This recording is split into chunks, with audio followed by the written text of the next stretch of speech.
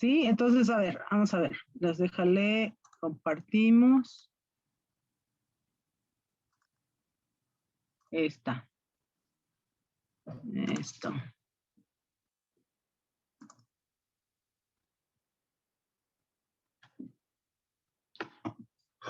Creo que ahí nos quedamos, ¿no? ¿Sí la ven? No se ve nada todavía, doctora. No se ve, doctora. No se ve nada, doctora. Entonces, a ver. Mm.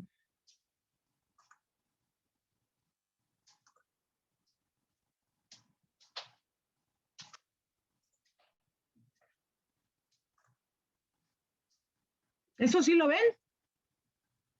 Aún no se ve. No, doctora. No, Ah, no se ve nada, doctora. Apenas.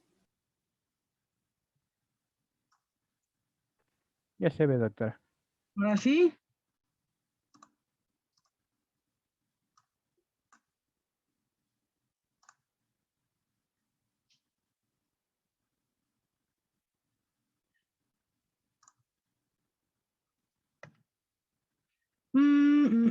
Habíamos visto eso, ¿verdad? ¿O en Sí. dónde nos...? Creo que ahí, porque la parte del primero, sí. Entonces, ¿sí me escuchan? Sí, doctora. Sí, sí se Sí, escucha. doctora. Entonces, los pacientes mayores, los pacientes seniles, cuando tienen una inmovilidad generalmente en cama que pasa de los 3 días, ya nosotros le estamos llamando un problema de síndrome de inmovilidad. Un paciente mayor que lo mantienes en cama, es complicado movilizarlo porque inmediatamente hace problemas de rigidez articular y empieza a perder masa muscular. Un músculo en reposo, ¿cuánta masa creen que pierda por no moverse? Por ejemplo, después de una lesión, se lastiman la rodilla y les ponen una férula. ¿Cuánto tiempo creen que se necesita para que el músculo pierda fuerza?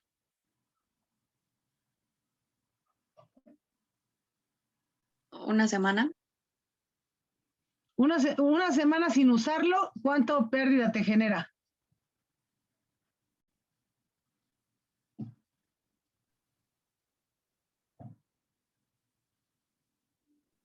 Un 30%.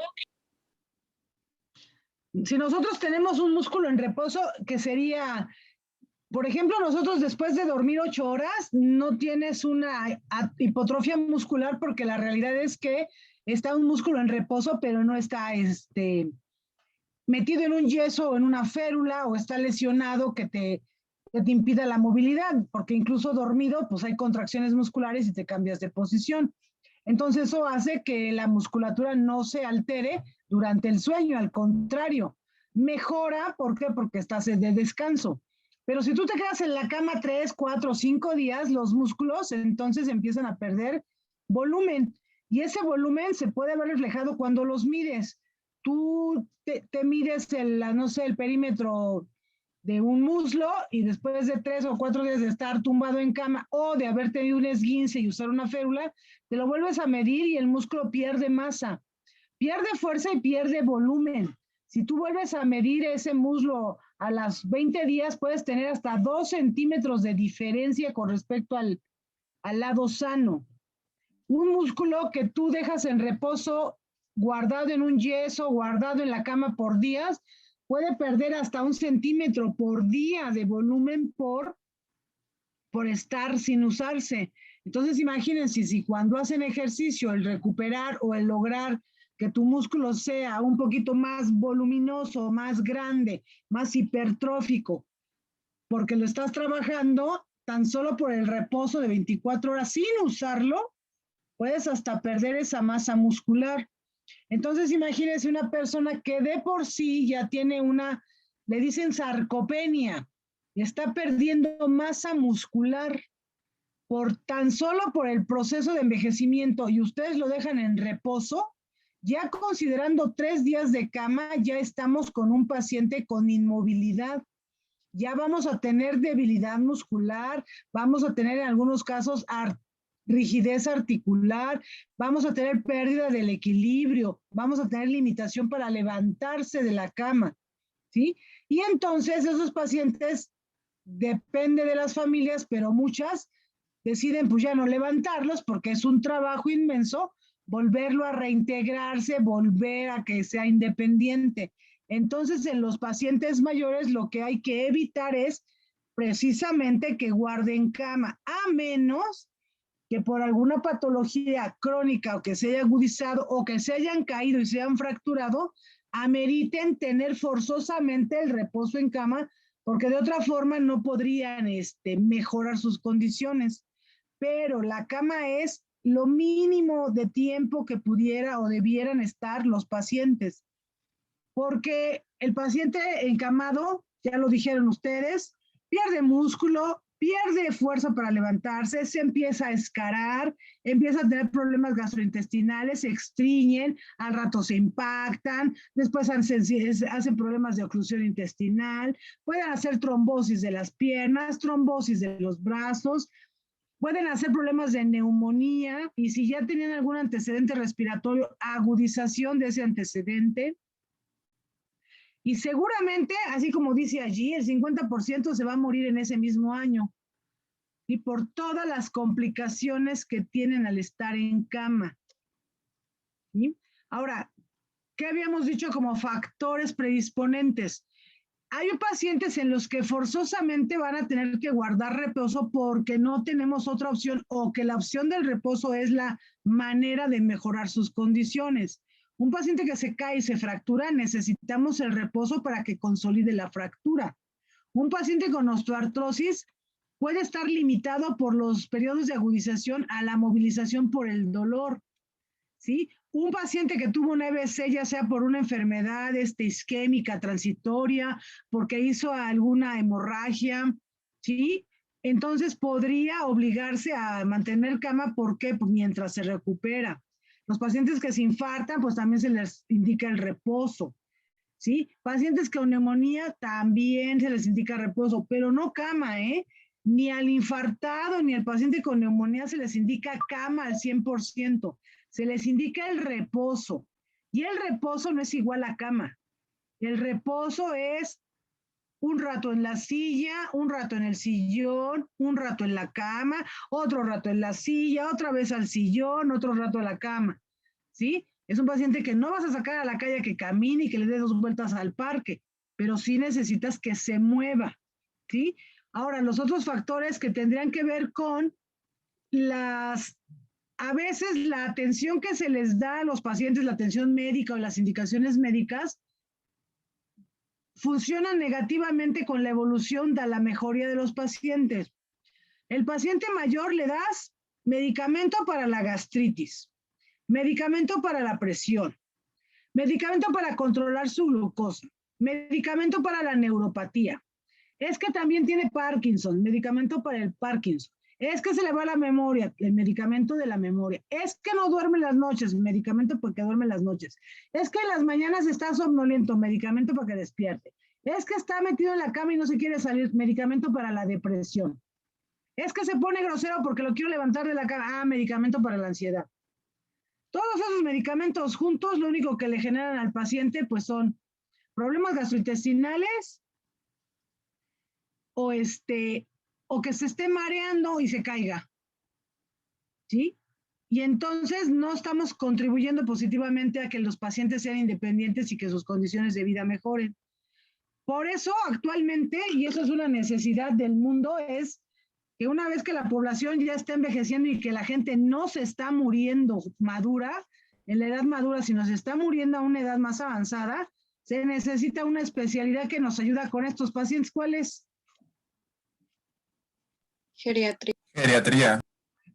Entonces, nacen los pediatras como una necesidad del cuidado adecuado de los pacientes mayores. Así como tenemos pediatras que se dedican a los niños, porque nosotros que nos dedicamos a los adultos no sabemos cómo se manejan los niños, para eso existen los pediatras.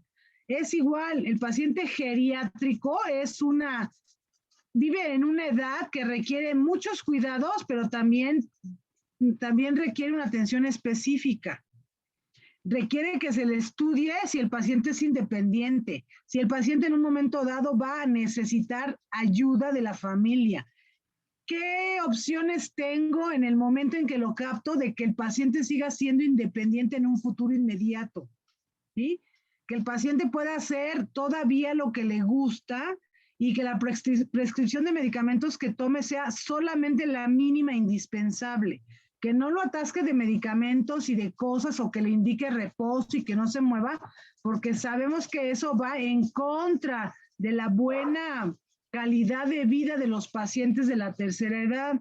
Entonces los geriatras a eso se dedican, a prescribir los medicamentos que son exclusivamente necesarios para que el paciente mejore o se mantenga en condiciones. Y la idea es que recuperen su independencia o que si no tienen independencia sea lo mínimo que requieran de apoyo de la familia o de gente externa, ¿sí? Para eso, esa es una especialidad que justamente a eso se dedica. ¿Por qué? Porque nosotros tenemos la idea de que pues si está viejito para que no se rompa, pues que no se mueva y que no se salga y que no camine y que no baje las banquetas, que no suba las escaleras, ¿sí? Pero no es nada más limitarles las actividades físicas para que no ocurran accidentes, sino es hacer del conocimiento de los pacientes las condiciones modificadas en las cuales viven o van a vivir para que ellos sepan cómo deben ser sus cuidados. El primero que debe saber cómo debe ser su cuidado de el tipo de zapato que va a usar usted va a ser este. El bastón va a ser a esta altura. El bastón si es de una patita o es de 3 patitas. Y si va a necesitar bastón o andadera. ¿Sí? Todas esas cosas las indican los geriatras, con apoyo de fisioterapia, con apoyo de ortopedia, pues para que los pacientes mantengan su independencia en mayor tiempo posible. Ahora, por ejemplo, aquí donde dice ambientales, el paciente geriátrico pues debe tener y tiene libertad de movimiento incluso fuera de casa.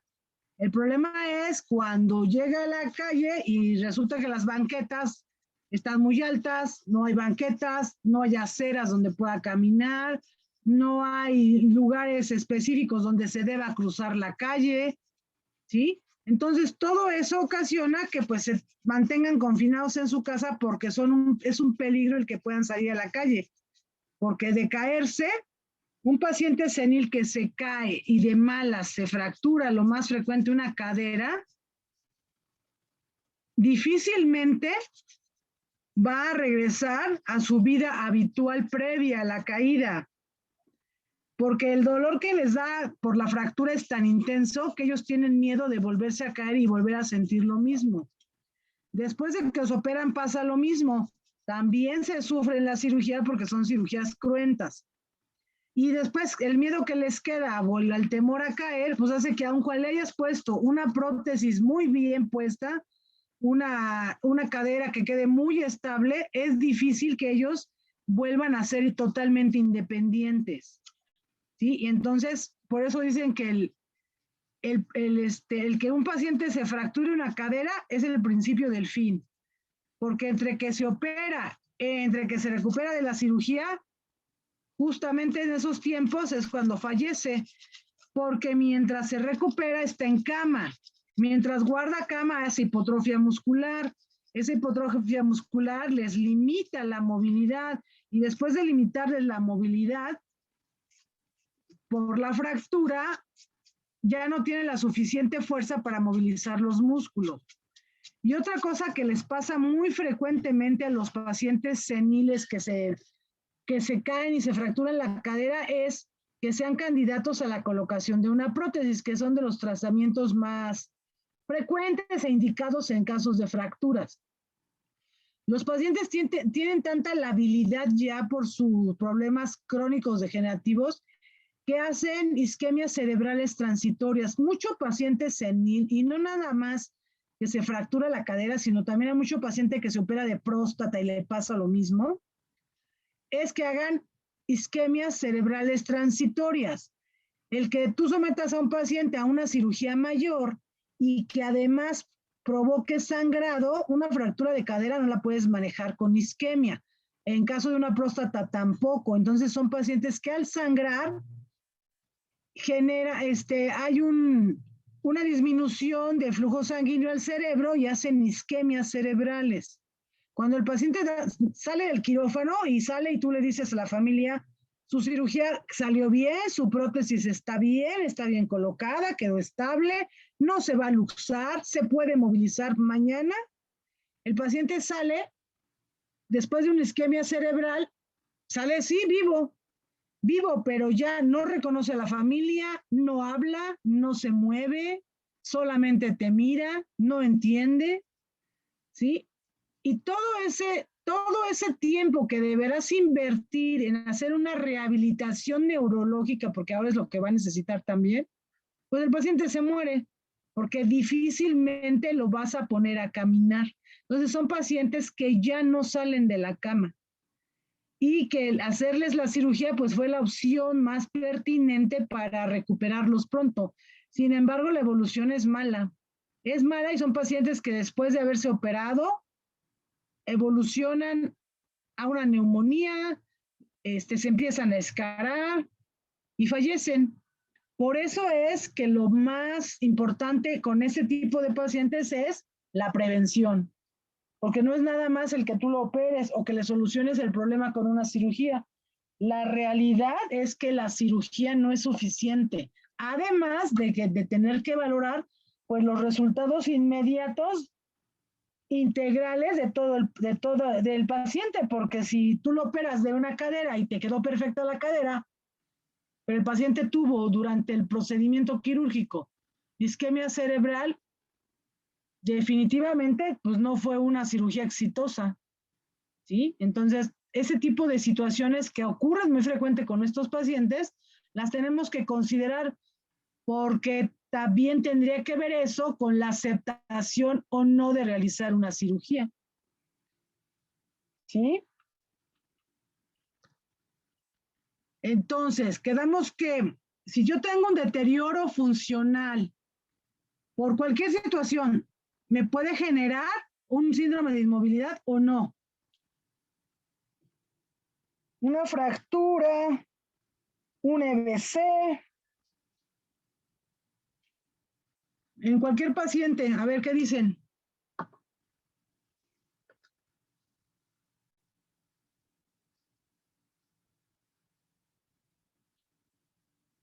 No escuché la pregunta, doctora, perdón. ¿El deterioro funcional me va a dar síndrome de inmovilidad?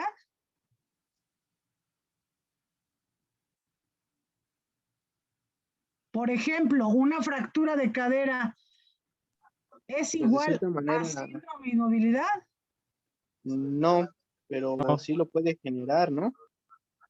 Entonces, si nosotros tenemos un deterioro funcional por lo que quieras, por una isquemia cerebral transitoria, porque hizo hipoglicemia y es diabético, porque se fracturó, porque se cayó, no se fracturó nada, pero se cayó y se lastimó, se rompió una ceja, se lastimó la mano, está lleno de hematomas. No se fracturó nada, pero obviamente ese dolor pues lo limita a la movilización. Entonces, el que guarde reposo para recuperarse de sus heridas no significa que ese reposo se convierta en movilidad. Pero el que tú tengas un paciente deprimido que no se quiere levantar de la cama y tú lo dejas, estás provocándole un síndrome de inmovilidad y eso a fuerzas en el corto plazo te va a dar un deterioro funcional y con eso te va a dar un círculo vicioso donde ya no lo vas a poder movilizar, ¿sí? Entonces, no el paciente el paciente que es, digamos, independiente y que por alguna circunstancia tiene que quedar en reposo, no necesariamente se tiene que quedar en reposo para el resto de su vida, ¿sí? ¿Qué pasa con el envejecimiento? A todos, o sea, al único que no le pasa envejecer es el que se muere joven, ¿sí? Todos los demás hay que envejecer. Esa es una labor así como cuando eres niño, te eres adolescente y adulto, es lo mismo. Entonces, sí debemos saber cuáles son las alteraciones habituales, las alteraciones que son parte de la fisiología del envejecimiento. ¿Sí? No es que a mí sí me pasó, pero a él no le pasó. Más bien, a uno le pasó, a otro le pasa y al otro le va a pasar. ¿Sí? Todo tiene su variación, digamos, con la edad, pero a todos les pasa el envejecimiento. Entonces, ¿por qué hacen los ancianos una alteración de la sensibilidad propioceptiva? ¿Qué es eso? ¿Qué es eso de sensibilidad propioceptiva?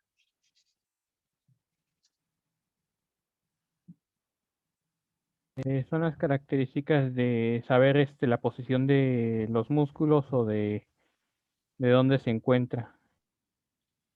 Sí, es la sensibilidad profunda que nos da la posibilidad de saber el espacio en el que nos encontramos, ¿sí? ¿En qué terreno pisamos? ¿Cómo es ese terreno? ¿Por qué los ancianos lo pierden?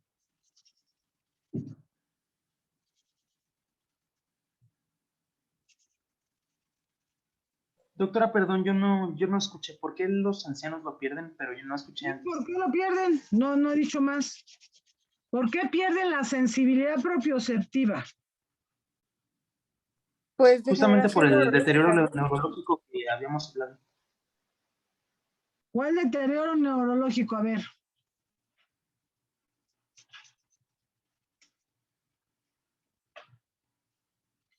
Porque ¿en dónde se da la sensibilidad? ¿Dónde tenemos, a partir de qué estructuras nosotros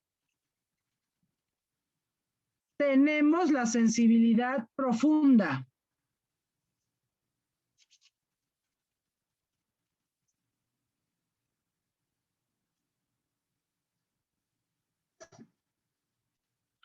¿Dónde está ubicada? En el órgano de Golgi. No, el órgano de Golgi quedamos que es un sistema de protección a la tensión muscular. Pero la propiocepción, ¿dónde está? ¿Dónde está la sensibilidad superficial y la sensibilidad profunda?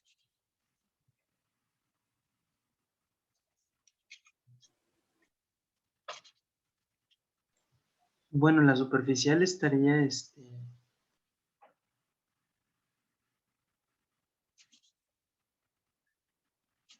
¿Dónde está? la superficial, serían los dermatomos los encargados, ¿no?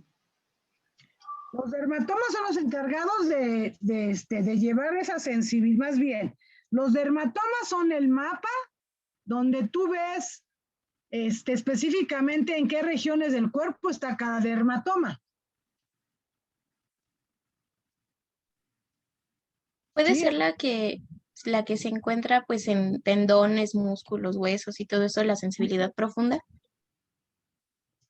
O sea, ¿quién te dice en qué posición te encuentras tu pierna? Si tú cruzas la pierna con los ojos cerrados, sabes que estás cruzando la pierna.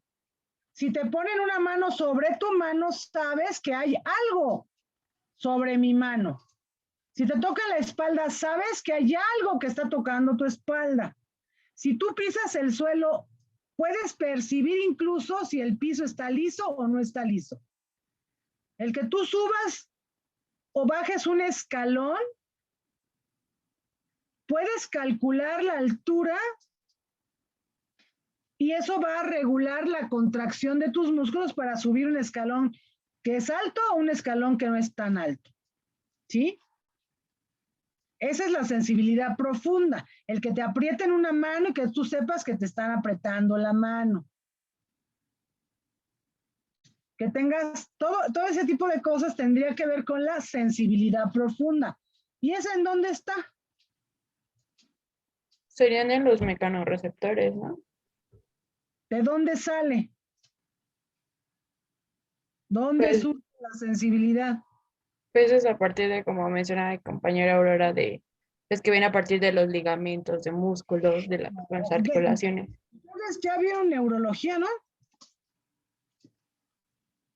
¿O no? Si han visto, ya tuvieron materia de neurología.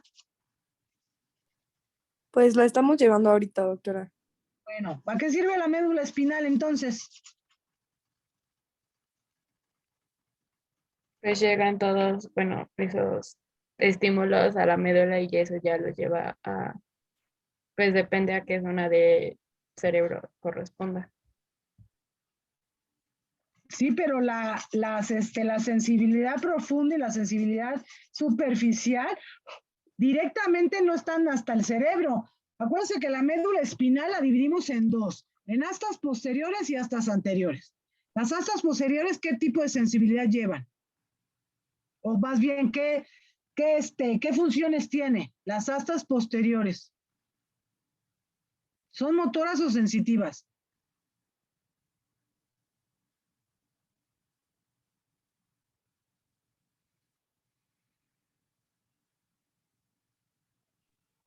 Son sensitivas, ¿no? Sensitivas. Sensitivas, en esas astas están, ahorita no vamos a ubicar exacto en qué parte de esas astas posteriores, pero ahí están los tractos, ¿no? Y esos tractos tienen que ver con la sensibilidad. ¿Y las astas anteriores qué tienen que ver? Con la parte Mm, motora.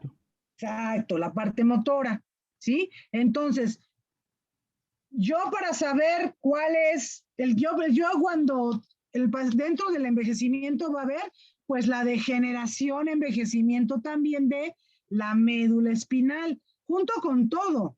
Y eso sí te puede traer como consecuencia una pérdida de la propiocepción. Esa es una razón. La otra, el paciente que tiene enfermedades crónico-degenerativas como la diabetes, te genera, por una desnutrición crónica, tienen una neuropatía. Y esas neuropatías ocasionan alteraciones de tanto de la sensibilidad superficial, que es el calor, el frío, como la sensibilidad profunda, ¿sí? Otra razón puede ser pacientes seniles que fueron alcohólicos o que siguen siendo alcohólicos, también desarrollan neuropatías. El paciente que también fue drogadicto en sus años de juventud, ¿sí? Cualquier tipo de drogas también te pueden generar neuropatía y a la hora de ser en viejo, entonces tienes problemas de neuropatía. Y esas alteraciones neurológicas te dan una alteración de la sensibilidad propioceptiva. Entonces, hace que los pacientes no tengan esa posibilidad de sentir dónde están pisando, cómo están pisando, ¿sí? De sentir en qué parte, hasta que ven la pierna, saben en dónde está la pierna, y eso les causa caídas. Y esas caídas en los pacientes seniles son fatales. Por eso es que para que tú tengas una calidad de vida en la vejez, no es portarte bien en la vejez, sino eso lo vas construyendo, vas haciendo una vida adecuada durante toda la juventud para que la vejez sea menos discapacitante o incapacitante, ¿sí? Ahora, ¿por qué hay tiempos de reacción lento? ¿Por qué los ancianos se vuelven lentos? Caminan lento, comen lento, hacen sus actividades de cambiarse la ropa, de quitarse, ponerse los zapatos lento. Ya no lo pueden hacer rápido como tú en lugar de desabotonarte la camisa, te la jalas y te la sacas como playera. ¿Por qué ellos no?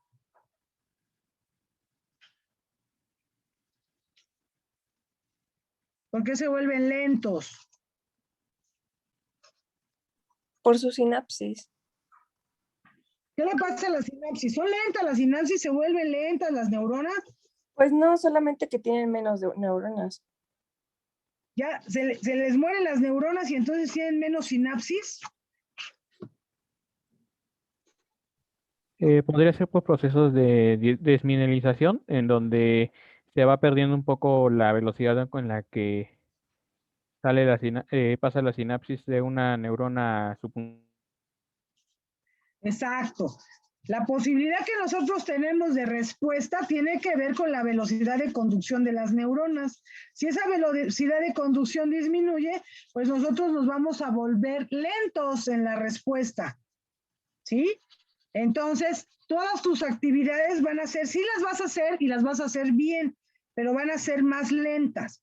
Por eso a las pacientes mayores ya se les dice que si manejan, ya no manejen. ¿Por qué? Porque ellos pueden ser buenos conductores y no tener problema, pero los coches que van atrás o adelante, a un lado, que podrían impactarte, pues no te vas a dar cuenta hasta que realmente lo tienes encima, ¿sí? Porque tus reflejos y tu capacidad de reacción a un evento fortuito es más lento, ¿sí? Ahí abajo dice lo mismo, disminución de los reflejos. ¿Por qué hay disminución de los reflejos? Porque los tienen, pero porque ya están lentos.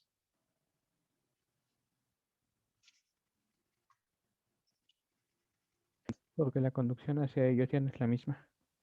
Exactamente. La conducción sigue siendo la misma. Es una conducción que sí se da, pero es lenta. Ahora, ¿qué pasa con el paciente de la tercera edad? Problema vascular. ¿Qué pasa? ¿Dónde están los varoreceptores?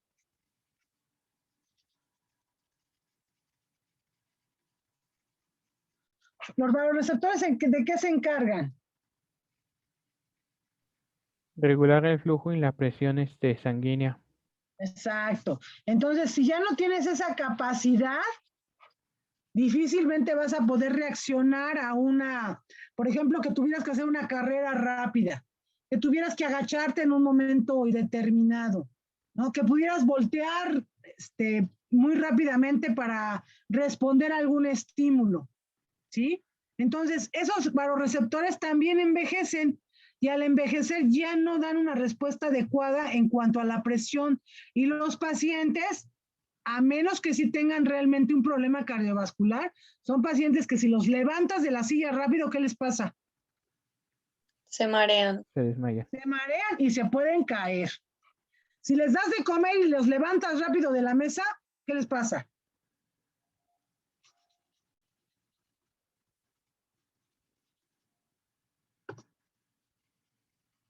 Mareo. Se marean. Si empieza a temblar y estaban acostados, ¿qué les pasa? Se marean. Pues se Se sienten marean mareados. o se caen porque sus varoreceptores ya no tienen esa capacidad instantánea de, por ejemplo, tú te acuestas y te levantas bruscamente y tendrás que un segundo, quizás 2 segundos, de que ves un tantito negro, inmediatamente te recuperas y puedes seguir. Pero ellos ya no. Entonces, todas esas cosas, todo esto uno lo tiene que saber porque se lo tienes que hacer saber a los pacientes. Y tú cuando ves a un paciente senil tienes que considerar todo eso porque dentro de la exploración del paciente de la tercera edad, pues tienes que saber las limitaciones que ya tiene y que además tiene que saber para prevenir problemas futuros. ¿Sí? Ahora, la otra es que el paciente de por sí tiene sus problemas en la fisiología del envejecimiento y después nosotros no hacemos lo que pudiera correspondernos en la parte donde tenemos que apoyarlos, peor. Volvemos a lo que les comento. El paciente vive asistido por familiares que le dicen, no sales a la calle, no bajes las escaleras, no subas la escalera, te traigo de comer a la cama, para evitar que te caigas, para evitar que te pase algo, para evitar o incluso evitar el familiar tener un poquito más de actividad o de labor con el anciano. Entonces ahí empieza la primera inmovilidad. Luego, no se puede salir a la calle porque vean cómo está la calle. No hay banquetas, no hay aceras adecuadas, ¿no? Lo juntamos con que son pacientes con múltiples enfermedades donde les damos un medicamento para cada patología e incluso hasta lo que no necesita se lo damos, a veces es como el suéter del niño. La mamá tiene frío y le pone el suéter al niño. ¿sí? Que es así típico de las madres. Y la otra es, pues como el viejito se puede caer y me puede generar más trabajo a mí, entonces mejor que no se mueva, ¿sí? Y la otra que es lo que nosotros pudiéramos apoyar como sistema de salud con ellos es, ¿cómo ven ese bastón de ese paciente de la foto? Pues No viejito. tiene En estabilidad. pésimas condiciones. O sea, ¿qué Un tiene? armado. ¿Alta o qué le pondrían? ¿Qué le quitarían? En este caso sería un tripié para tener una mejor base de apoyo. Sale un tripié, porque si se le cae ese bastón, va a ser complicado agacharse por él. Ajá, ¿qué más? Se lo pondría en posición correcta, ¿no? Normalmente el ganchito va hacia atrás. ¿Cómo va el bastón? ¿Con el con la curva hacia atrás? Sí. Y se Bueno. también se tiene que acomodar a la altura de la persona, porque ese está demasiado alto para lo que generaría problemas en el brazo. Entonces no le sirve como un apoyo para la marcha, al contrario, es un problema. Él puede ser que lo sienta a gusto, lo sienta seguro, porque puede ser también que ya se acostumbró, pero los bastones, si yo voy a indicar un bastón, ¿de qué tamaño debe ser el bastón?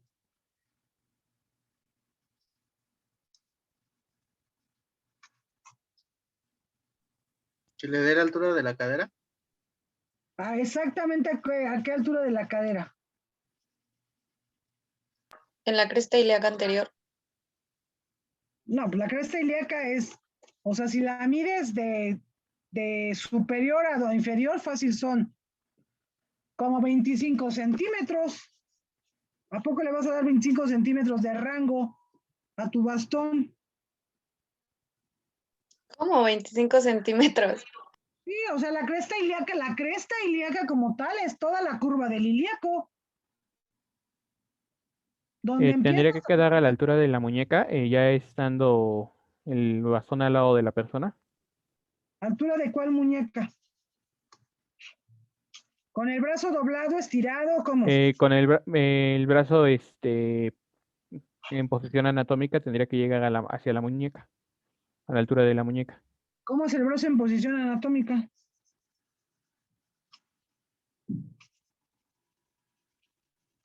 ¿Como soldado? ¿Como Los brazos, bueno, en este caso tendrían que media estar los brazos pegados al cuerpo, Sí, y la persona tendría que estar de pie, y la empuñadura del bastón tendría que llegar a la altura de la muñeca.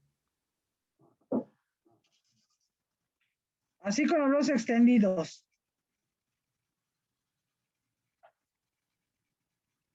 Bueno, el bastón, cualquier bastón que ustedes usen, si es de 3 patitas, hay bastones de 4 patitas, o este bastón sencillo que es solamente el bastón, debe de ir del paciente de pie a la altura del trocánter mayor del fémur. A esa altura van los bastones, y es porque la carga de la cadera se distribuye así, y debe ser contralateral. Si tú tienes o el paciente tiene un problema, digamos, con su cadera derecha, o le duele la pierna derecha, o le duele la rodilla derecha, su bastón deberá ir a la altura del trocánter mayor de la cadera izquierda, ¿sí? Porque para que te ayude y te apoye el bastón durante la marcha, él tiene que estar adecuadamente indicado, porque de otra forma es un estorbo y es un riesgo para que te caigas, ¿sí? Entonces, si yo tengo un paciente que le voy a indicar un bastón porque es la opción para que pueda seguir caminando de forma independiente, pero que tenga un apoyo, tendría que ser el bastón que quieras, el que tú elijas, eso no es problema. Que sea el paciente parado, el bastón debe ser a la altura del trocánter mayor y de preferencia o idealmente se usa del lado contralateral del problema. Hay pacientes que tienen problema en las dos caderas o en las dos rodillas o en los dos tobillos. Bueno, entonces, le vas a dejar el bastón del lado que le duela menos. para que el bastón sirva al lado que duele más. Entonces, si su cadera derecha es la que le duele mucho, la que está limitada, entonces le pongo el bastón del lado izquierdo, ¿sí? Y con eso voy a ayudar adecuadamente al que el paciente pueda movilizarse, tenga menos dolor e incluso menos riesgo de caídas. Porque se supone que un bastón pues, va a evitar que te caigas, no va a ser como un apoyo para que te caigas, ¿sí? Ahora, si yo voy a indicar una andadera, ¿cómo indico la andadera?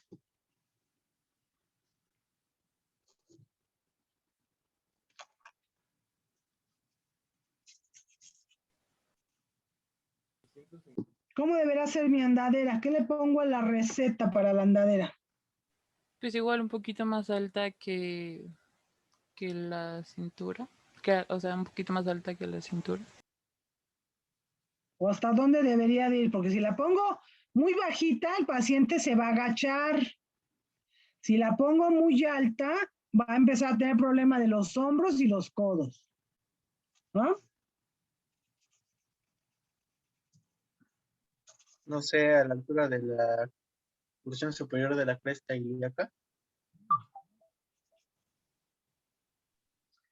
Una andadera sí te sirve que la zona de donde el paciente la toma, el marco sea sería la zona donde vas a medir la altura de la andadera. Y la altura de la andadera te debe llegar al ombligo ahí. ¿Sí? Para que te sirva. Si la pones muy bajita, el paciente tiene los brazos muy estirados para cuando se recarga. ¿Aló? ¿Sí? ¿Dijeron algo? ¿O? No, perdón, es que pensé que no me escuchaba, doctora. Ah, entonces dime, es que no sé. No sé si te escuché. Sí, es que había dicho que necesitaba ser un poquito más alta que a la cintura. Pues sí, algo más alto es pues el ombligo, ¿no? Sí, pero si tú pones la andadera muy arriba más arriba del ombligo, estando el paciente parado, tienes que, los brazos quedan con mucha flexión en el codo y tiene poco apoyo. Para que la andadera funcione adecuadamente, el paciente se tiene que apoyar en ella. Y para que se apoye bien, los codos no tienen que estar con mucha flexión. Porque si no, no tienes esa seguridad de recargarte en ella para dar los pasos. El paciente no se debe de agachar en la andadera para caminar, sino debe ser un apoyo, pero para mantenerlo con la posición erguida y solamente los brazos sean los que se apoyen para dar los pasos, ¿sí? Por eso es que si pones una andadera muy bajita, se agacha. Si la pones muy alta, le quedan los brazos con mucha flexión y tiende a subir los hombros, y eso le da dolor. Por eso las andaderas deben ir paradito el paciente a la altura del ombligo y ahí les queda bien, ¿sí?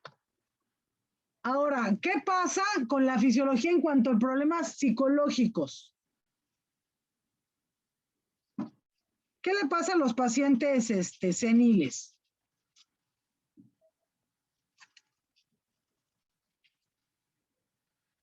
Si están abandonados o su familia no vive con ellos y los visita poco, Pero en depresión. Ajá, ¿qué más les pasa? Pues ya, pues ya de plano no salen, se encierran. ¿Habrá un sentimiento de inseguridad al momento de salir? Exacto, les da sentimiento de seguridad, pero también la depresión los hace gruñones, los hace antisociales y la familia menos los ve, ¿no? O sea, no visitan al abuelo porque es un gruñón, porque todo se enoja. Sí, pero es que dentro de su depresión, pues está con esa actitud, ¿sí? Como nada más lo visitan 2 horas de vez en cuando en fin de semana, pues tampoco se motiva para nada. O la otra, que es el paciente que se queja de todo, que todo le duele, que todo quiere que le ayuden, que todo quiere que le pasen, porque si no toma esa actitud, pues la gente no lo considera. Y entonces, pues ellos buscan una ganancia secundaria diciendo que no se pueden mover, que no pueden caminar, que ya les tienen que pasar todo, que los tienen que apoyar con todo, ¿sí? Y eso es una manera, pues, de tener a la familia cerca, de tener a la familia atenta, ¿sí? Eso en caso de que la persona lo logre, porque luego, pues, no les hacen caso y pues no sirve de nada esa intención de una ganancia secundaria. ¿Sí? Entonces, todas esas cosas, la depresión, la ansiedad, la desesperanza, todo eso lo debemos considerar como una actitud que puede tener los pacientes. ¿Qué pasa con los problemas motores?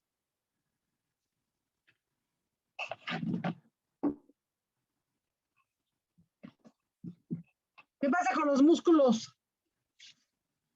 ¿Se atrofia? El músculo que no se usa se atrofia, pero acuérdate que el músculo que no se usa, una cosa es tener un músculo que no se usa y otra cosa es tener un músculo que se use poco. El hueso se hace poroso. Entonces, un músculo que no se mueve, ¿qué le pasa? Antes del hueso. Se atrofia. Se atrofia, pero también pierde volumen. Era lo de la sarcopenia. Entonces, esa pérdida de volumen le decimos sarcopenia. Obviamente hay disminución de la fuerza de contracción. El paciente le dice, suba la escalera y ya no puede. Baje la escalera y ya no puede. Levántese de la silla solito y ya no puede.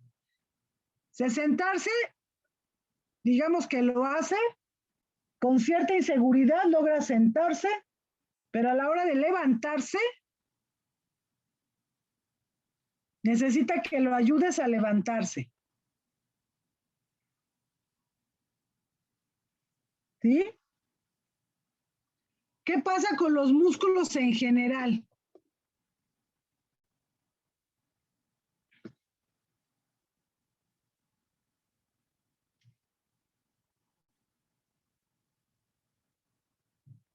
Ya vimos que pierden fuerza, pierden volumen. ¿Pero qué le pasa a las articulaciones?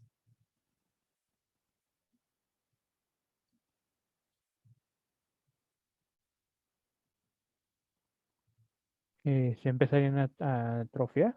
¿O empieza a haber un desgaste de la articulación? Para que una articulación se desgaste, ¿qué necesita? Tener bastante uso. Exacto. ¿Y si no la usas?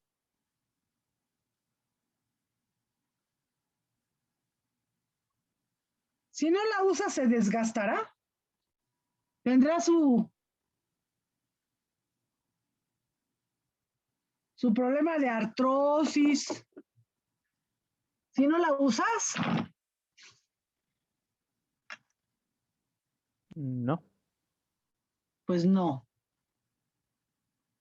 Entonces, ¿qué pasa con las articulaciones? Nosotros, acuérdense que cuando nacemos, nuestra actitud al nacimiento, ¿cómo es?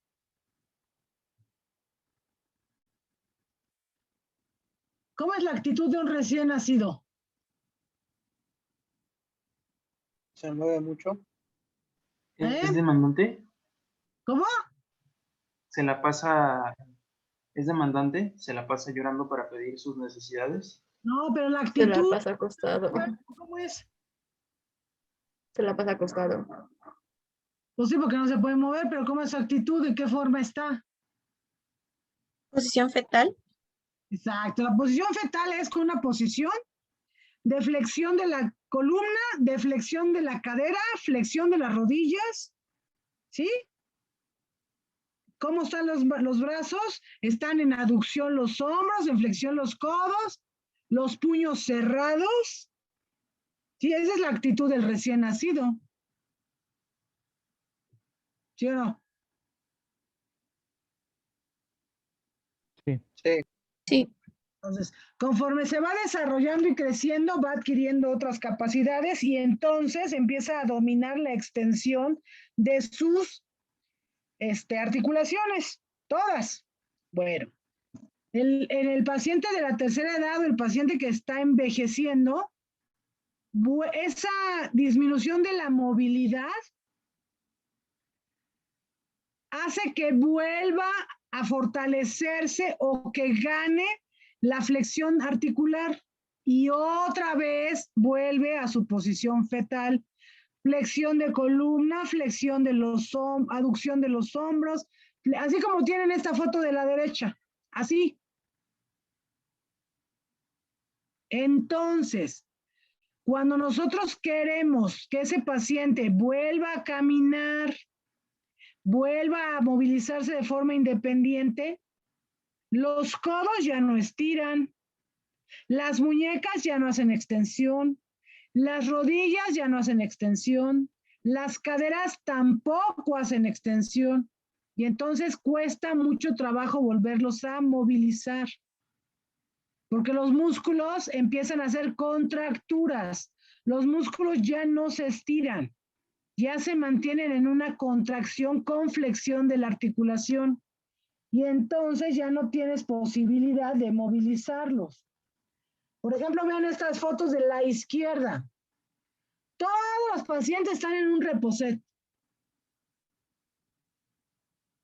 ¿verdad? Sí. Pero esos reposets generalmente no es una posición que le ponga el mismo paciente. Es una posición que quien los cuida, porque no tampoco es la casa de nadie, es un asilo. Entonces, todas las señoras están en un reposet, pero la posición del reposet, de subir las piernas, ¿quién se las pone? Pues su cuidador. Pues exacto, su cuidador. Entonces, su cuidador los deja allí en el reposet y cuando regresa 2 horas después, las baja. Mientras, pues obviamente esos cuerpos no han tenido ninguna movilidad independiente. Han estado en esa posición hasta que llegan a movilizarles y bajarles la piecera para que, si todavía pueden, levantarse del reposet. ¿Sí? Entonces, ese tipo de posiciones o de manejo que se le dan a los pacientes mayores, pues tampoco es el adecuado porque contribuye a contracturas musculares. Lo que necesitamos es que se muevan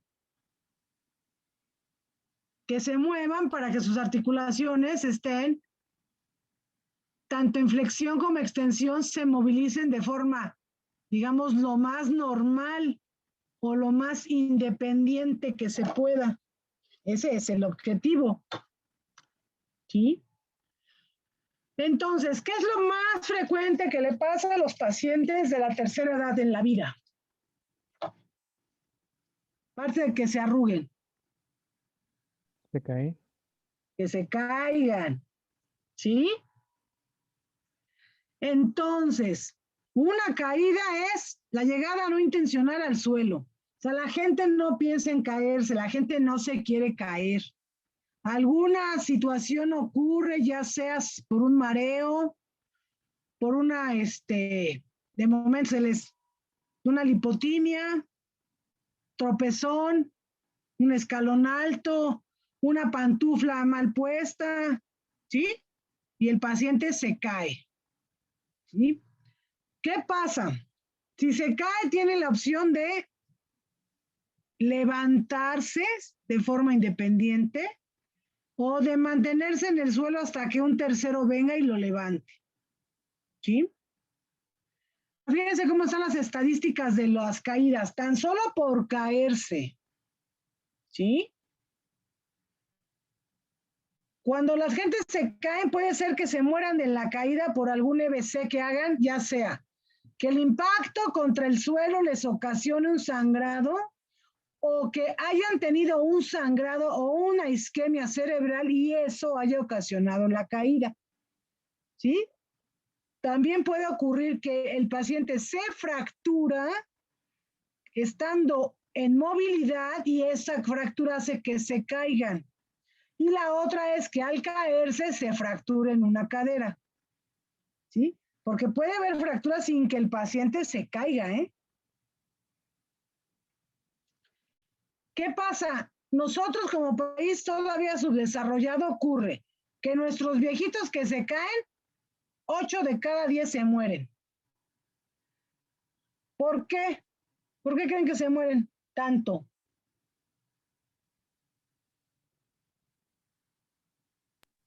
Que no les dan atención, que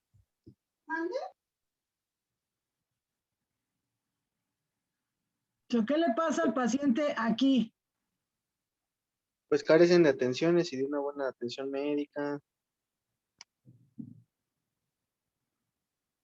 Entonces, aquí el paciente mayor se cae, se fractura. Tiene servicio médico y lo operan. Y después, cuando necesita rehabilitarlo, pues ya nadie lo lleva a la rehabilitación, ya nadie lo ayuda en la rehabilitación. Se queda postrado en cama, al rato le da neumonía, se llena de escaras y se muere. ¿Sí? Esa es la evolución natural de un paciente que sufre una fractura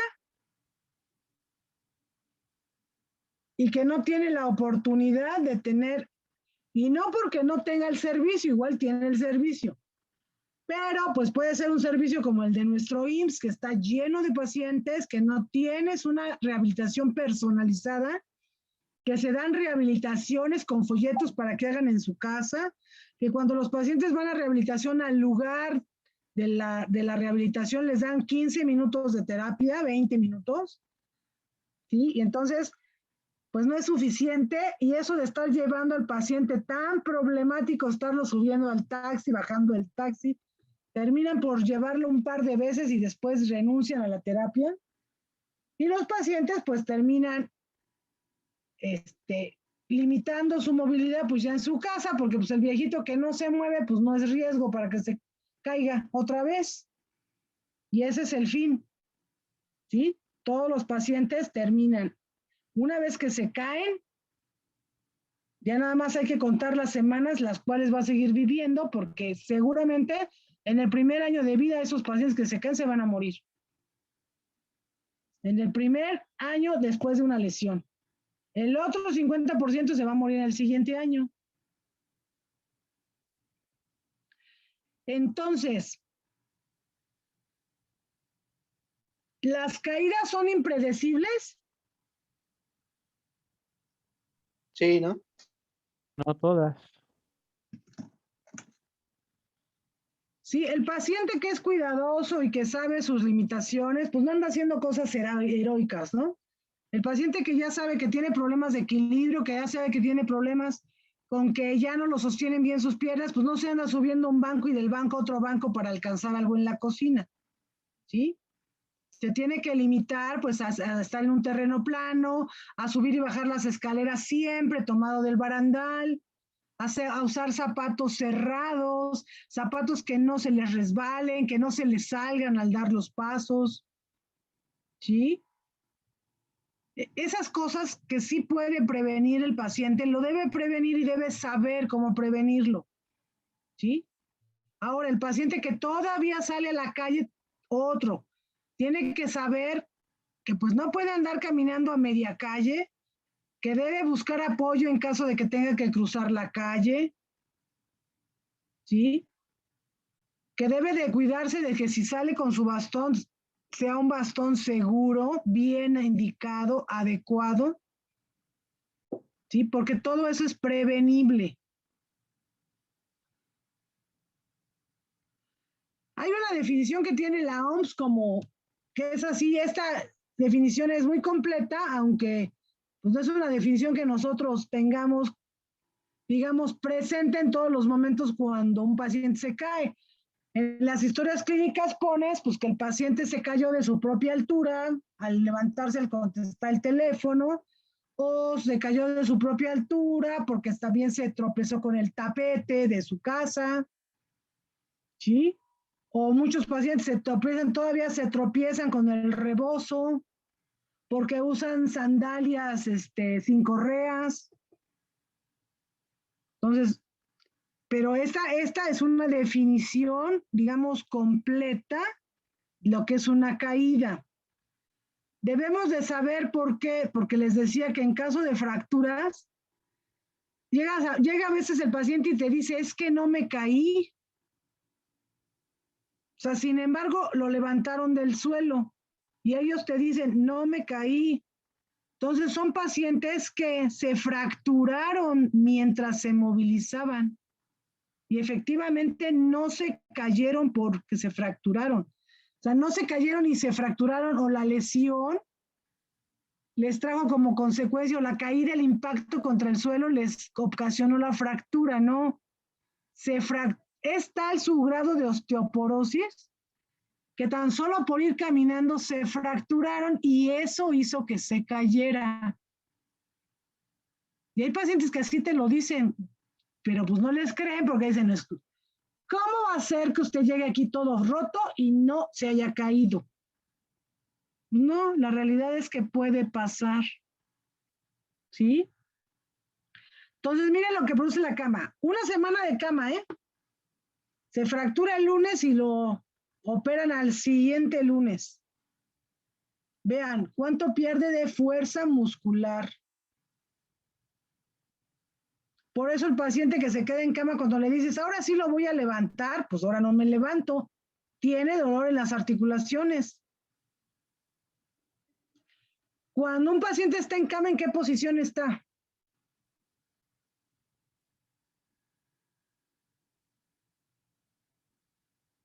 En decúbito. No, no Pues en sé la que cómo. más se desacomode, ¿no? Mm. Sí, ¿y cuál es la más cómoda y la más confortable, la que menos frío te da y en donde te sientes menos solo? ¿En qué Como posición? Posición fetal. Posición fetal. Exacto, posición fetal. Entonces así lo vas a tener, salvo que vayas y le des de comer, puede ser que se medio siente, pero esa va a ser la posición que va a tener. Entonces, cuando tú lo quieras levantar, las rodillas ya no estiran, las caderas ya no estiran, los codos ya no estiran, los hombros los tienen ya rotados hacia el frente. Las muñecas difícilmente las mueven. Las manos, si no, fíjense el trabajo que les da tomar una cuchara. ¿Sí? Tan solo por una semana de cama, ¿eh? ¿Qué más le pasa? Obviamente hueso que no se somete a esfuerzos hace porosis, se hace poroso. ¿Qué le pasa a una articulación que no se mueve? Hace anquilosis, ya no se mueve. ¿Qué le pasa al músculo? Su músculo que no se contrae, que no hace estiramiento y contracción, es un músculo que está perdiendo la función. Entonces la fibra muscular pues no tiene tarea que hacer, se mantiene en reposo, se mantiene con un tono, digamos, no está relajado al 100%, porque si no habría flacidez. No está relajado, tampoco tiene una contracción severa, una contracción máxima. Es un músculo que se mantiene en un tono para poder tener esa contracción o más bien posición de confort de los pacientes, que es en flexión. Pero cuando lo quiero estirar, cuando lo quiero someter a esfuerzo, porque quiero que se contraiga para que el paciente se levante, el músculo no funciona. Tenemos que ejercitarlo nuevamente para que funcione. Y eso pues no es tarea de un ratito, es una labor de días y días para reincorporar a los pacientes. ¿Sí? Vean con lo que les pasa a los pacientes. ¿En cuánto tiempo se inicia la isquemia de la piel por mantener una presión sobre el colchón de cualquier región del cuerpo?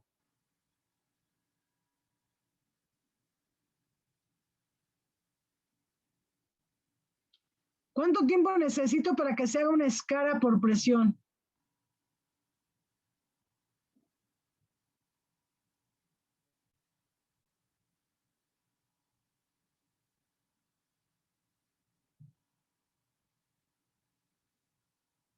Doctora, perdón, ¿cuánto tiempo necesita aquí para ¿Cuánto desarrollarse una úlcera? necesita para que se haga una escara?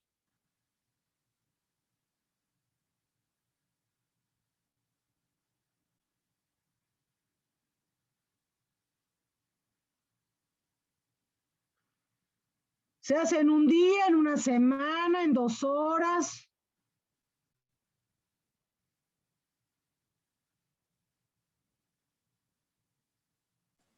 Es en realidad muy rápido. Puede llevarse a cabo en horas o en un día, dependiendo de distintos factores. A ver, ¿cuáles son los distintos factores? El peso de la persona, Ajá, el el grado de peso. movilidad, el grado de humedad que haya en la zona donde se genera la presión y el tiempo de inactividad. Entonces, en conclusión, ¿en cuánto tiempo hago un agujero por presión en un paciente? Se comienza a hacer en una semana o menos. Depende del paciente. ¿Cuánto tiempo de presión necesito tener en un tejido para que empiece a perder vascularidad, empiece a tener desnutrición del tejido y se empiece a morir? De 3 a 6 meses. No, son para empezar a ver Alrededor de necrosis, es de de 2 a 3 24 a horas se empieza a 48. producir una lesión isquémica cuando hay demasiada presión en la zona.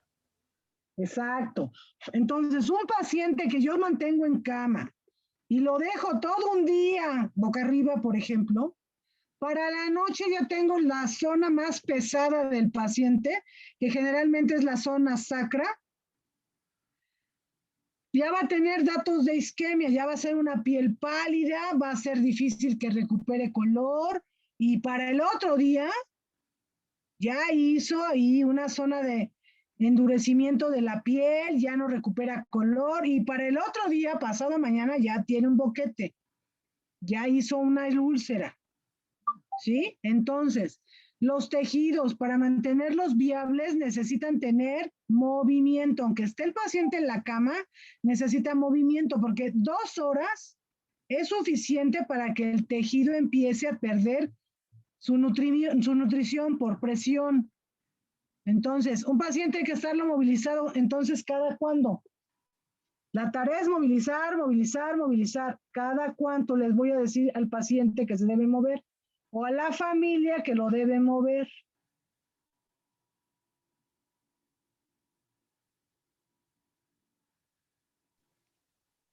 Hasta donde yo tengo entendido, la movilización del paciente es alrededor de 30 minutos a 1 hora, en el que se tiene que cambiar de posición, ya sea de lado o se tiene que cambiar para que no genere alguna úlcera por presión. Exacto. Entonces, un paciente para que tú cuides que no haga úlceras por presión, lo debes de mover cada 2 horas, cada 2 horas, cada 2 horas, y lo pones de un lado y lo pones del otro, lo pones boca arriba, lo pones boca abajo, le levantas las piernas, le bajas las piernas, que no tenga más de 2 horas continuas de contacto contra el colchón, porque entonces esto es ese es el resultado. Y luego, aparte de que se hacen úlceras grandes, se hacen exposiciones óseas y se infectan. Entonces, un paciente que está en cama y que tiene una escara sacra y que además infectó, es un paciente que sus nutrientes están destinados a estarse gastando de forma continua en la recuperación de una herida. Y el paciente empieza a perder nutrición del resto de sus tejidos y se escara más. Por eso esto es que las úlceras de presión, ¿cómo deben ser? ¿Son o no prevenibles? Son prevenibles. Totalmente prevenibles. ¿Sí? ¿Por qué? Porque también esto es consecuencia de mala atención, consecuencia de falta en la calidad de atención y obliga al paciente a permanecer mucho tiempo hospitalizado, a entrar y salir del quirófano muchas ocasiones en una semana. Y mientras está en el hospital, pues se enferma de todas las patologías que puede adquirir estando en un hospital. porque no son pacientes que los das de alta en un par de días, los das de alta 7, 8 o 10 días, ¿sí? Entonces, ¿qué le pasa al corazón si te la pasas en la cama?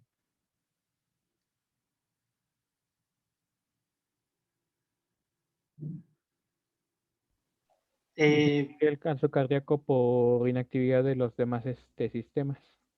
Y entonces cuando lo sientas y lo quieres llevar al parque, ¿qué va a pasar? Se Le desmaya. va a dar hipotensión ortostática. Exacto, se te va a desmayar y entonces ya no lo vas a querer sacar. Es por eso que en los protocolos para pacientes en cama se deja que estén sentados mínimo unos 15 minutos antes de que se levanten. Sí, eso es lo ideal en los pacientes que vas a empezar a movilizar y siempre el paciente que está en cama, incluso el paciente que operaste hoy y lo vas a movilizar mañana, esa es la instrucción una vez que le vas a dar permiso de levantarse. ¿Por qué? Porque necesita recuperar, necesita poner en actividad a sus vasoreceptores que están dormidos, porque el paciente ha estado en reposo, y evitar que haga una hipotensión ortostática. Y entonces, que lo levantas de la cama, se marea y se te cae. ¿Sí? ¿Qué pasa con el paciente en su sistema respiratorio?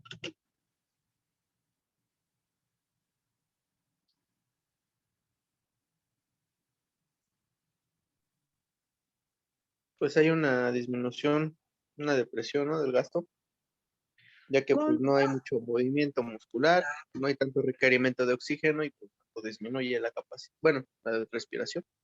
Exacto, si estás acostado o estás en semifowler en tu cama, pues no tienes necesidad de una inspiración forzada, no tienes necesidad de tener una respiración, un aumento de las respiraciones por minuto, ¿sí? Eso hace que empieces a acumular secreciones, disminuye tu reflejo de la tos,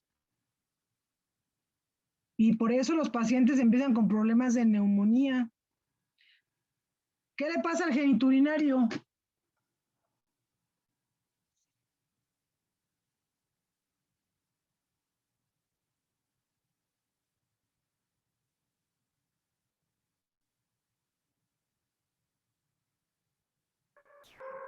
Pues sería que al momento de estar acostado, la vejiga se acostumbra a un cierto nivel de retención de líquido y no elimina todo lo que tendría que eliminar. Y también puede haber infecciones recurrentes, ¿no? Infecciones urinarias. El paciente que está en cama tiene dos opciones. O usa pañal o le ponen una sonda. Si usa pañal, pues lo tienes que estar cambiando porque el paciente orina y se moja. Si tienes sonda, pues tienes digamos, un flujo continuo de orina y la vejiga nunca está llena. Pero si no es un paciente que tiene sonda porque está en cama en su casa y se le cambia el pañal, obviamente orina lo que dé en el pañal, no vacía completo la vejiga. Y eso ocasiona que siempre tenga un asentamiento de orina y sales. Y entonces hace piedras en la vejiga. Sí, porque aumenta su saturación, aumenta la cantidad de calcio. Entonces, son pacientes que hacen litos. ¿Qué pasa en caso de metabólico?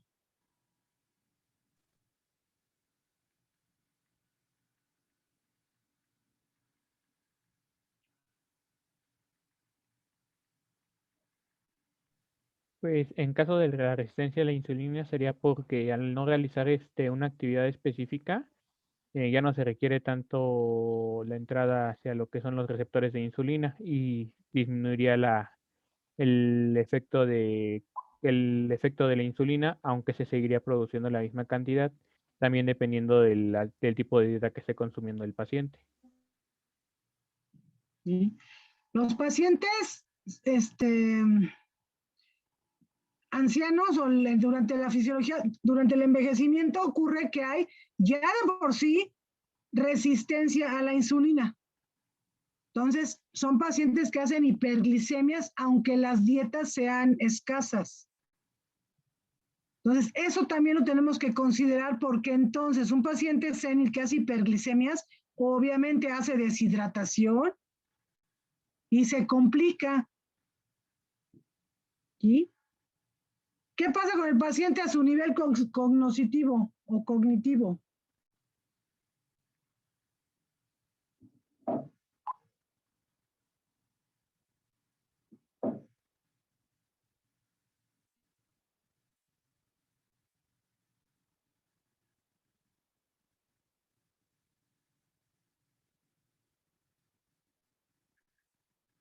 Eh, lo que comenta de las alteraciones de la percepción podría ser que por el tiempo de estar acostado podamos tener, por ejemplo, pérdida de lo que es el tiempo que ha estado en cama, o podría estar pérdida de la percepción de de lo que está alrededor suyo.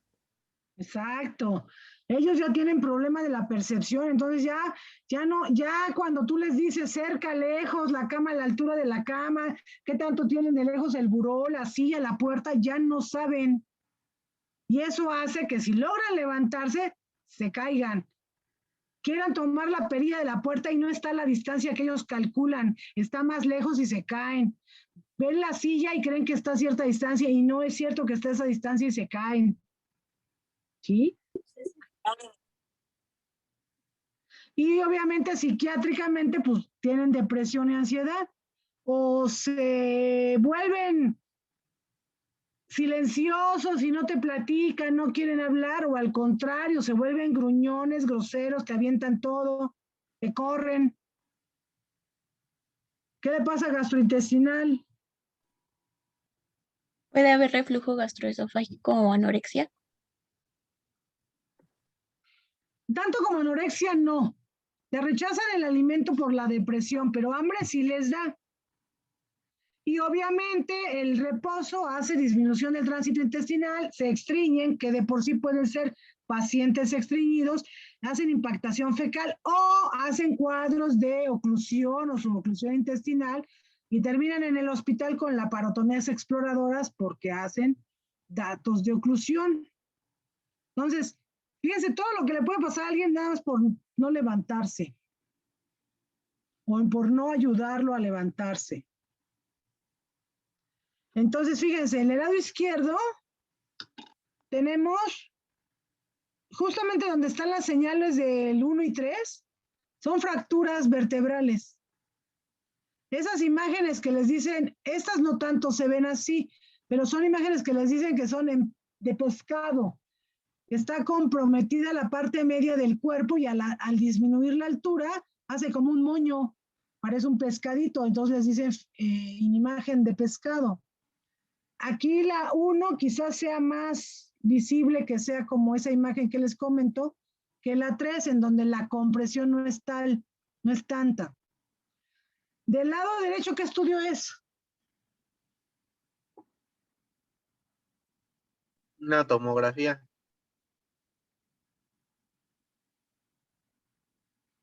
Sí, una tomografía, pero ¿qué característica tiene?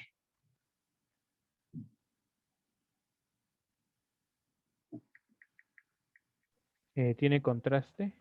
Ajá, exacto, tiene contraste, por eso vemos bien la médula. Bueno, más bien, más que médula, el saco dural que aquí se ve, ¿verdad? Pero vean cómo se ve la destrucción de la vértebra. Esta vértebra se fracturó y un fragmento se fue a la zona posterior y está dando compresión. ¿Sí ven mi sucursor, verdad? Sí, doctor. Sí. Está dando compresión al saco dural, miren. Aquí abajito en esta lo que tienen es una hernia. Aquí hay una pequeña hernia. Aquí no hay nada, aquí hay un disco normal, un disco normal, un disco normal, un disco normal. Acá tenemos una fractura vertebral que ocasionó que el fragmento se vaya a la zona posterior, me comprima el saco dural. Sí, pero es una fractura vertebral, no es un problema de disco, aquí es un problema óseo. ¿Sí? Entonces, un paciente que no se moviliza, que además hace osteoporosis tan solo por envejecimiento y aparte disminuye todavía su calidad ósea, cuando ustedes lo levantan, esa carga axial que le ponen a la columna hace que se rompan los cuerpos. ¿sí? Y esas vértebras fracturadas son muy dolorosas, duele mucho. Todos los pacientes no se mueven, ya no se quieren mover, les duele, ¿sí? Fíjese esta. Esa es una fractura de cadera. Vean, ahí está la fractura. Una fractura, esta es la cabecita, este es el cuello, ¿sí? Y esto está en la parte del fémur, está con rotación medial, por eso no se alcanza a ver bien la fractura. Vaya, los dos fragmentos separados, pero aquí esto se fracturó. Entonces son pacientes que al fracturarse, pues requieren de reposo de entrada. Y después de la cirugía, reposo para iniciar la recuperación. Depende del material que se utilice, es el tiempo que vas a tardar en movilizarte. Aquí en la derecha tenemos una prótesis total de la cadera. Esta prótesis en específico se puede movilizar, si la pones hoy y el paciente está en capacidad de levantarse mañana, por lo menos, sentarse a la orilla de la cama y levantarse, aunque no dé ningún paso, pero sí poner los dos pies en el suelo, lo puede hacer al otro día, 24 horas, y lo puede hacer. Entonces, este tipo de procedimientos pues no implican realmente un reposo de muchos días. Estos son los trazos típicos de las fracturas de los pacientes seniles. Trazos transtrocantéricos que atraviesan ambos trocánteres, mayor y menor.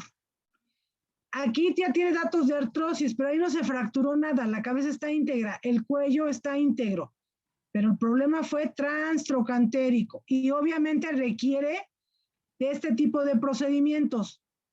Reducción de la fractura y poner una placa con un tornillo deslizante. Este se llama deslizante porque aquí en la colita tiene otro tornillo que va dentro de este tornillo. El efecto es que cuando yo pongo este tornillo y con el desarmador le voy dando vueltas, esta zona se va deslizando hacia acá, ¿sí? Y me da la oportunidad de hacer coaptación de la fractura. El tornillo por un lado y la placa me aprieta en esta zona y los tornillos aprietan al hueso.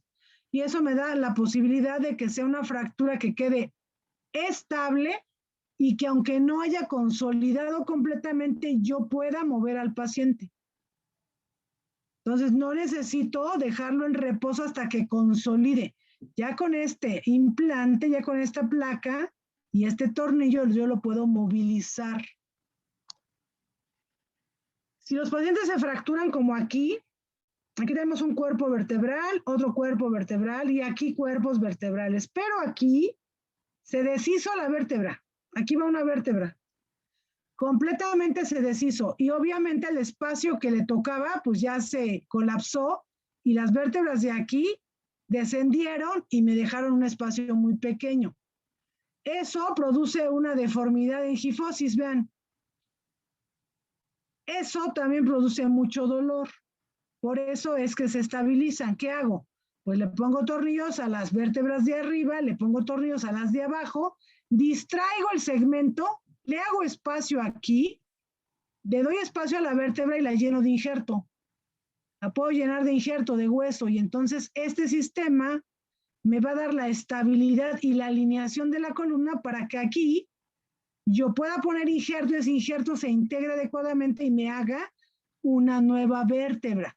Y entonces, todo lo que tengo aquí atrás, ¿qué hay aquí atrás?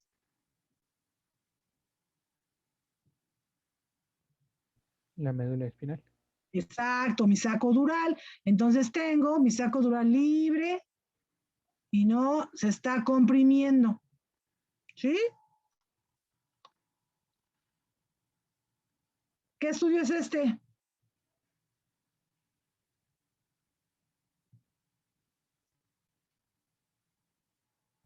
Igual una tomografía contrastada.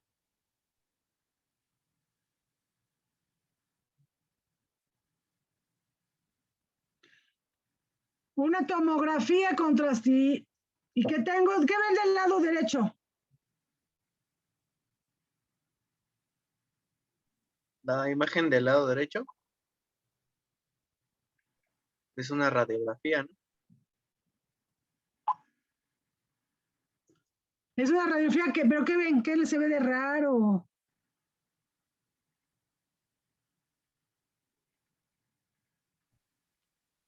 Sería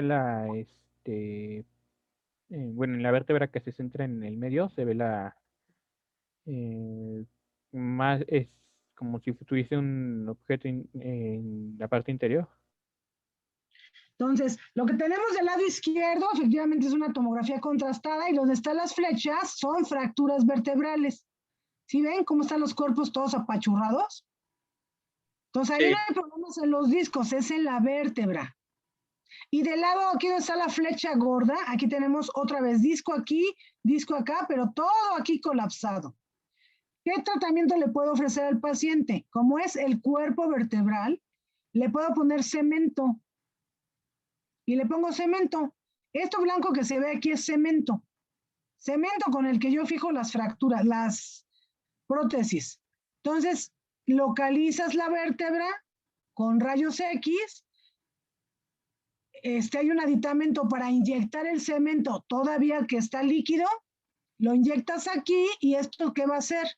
Pues va a ser un espacio y va a ser una zona dura que te va a dar espacio y te va a distraer las vértebras y entonces recuperas la alineación y se quita el dolor porque ya no está el fragmento inestable. La zona, ese segmento ya no está inestable. ¿Sale? Son de las opciones que hay para manejar las fracturas vertebrales que se dan por osteoporosis en los ancianos. ¿Qué le pasa a los pacientes cuando se fracturan la muñeca? Que hacen sus fracturas distales de radio, que son las más frecuentes.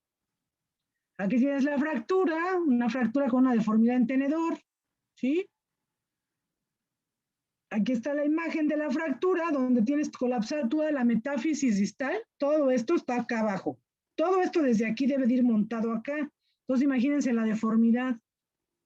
Esto va acá arriba.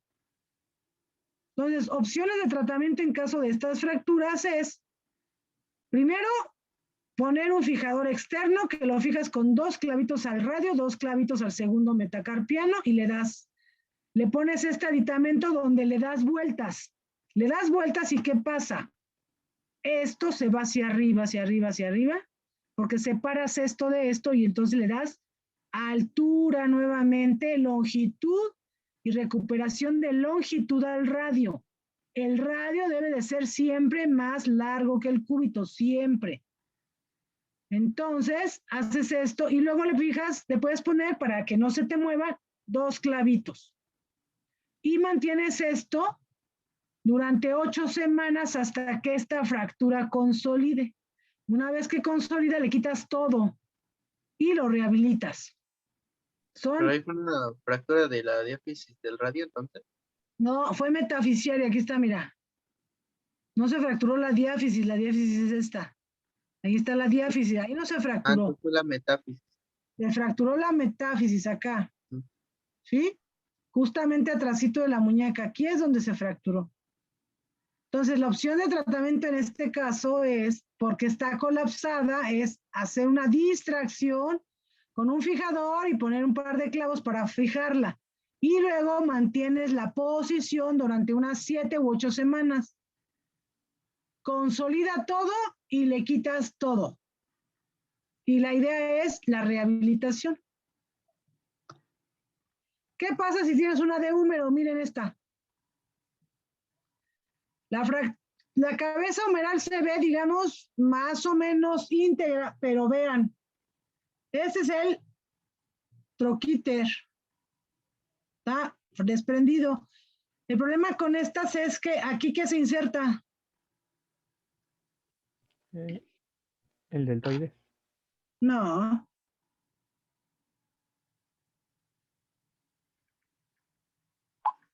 ¿Es parte del húmero? ¿Eso es parte del húmero?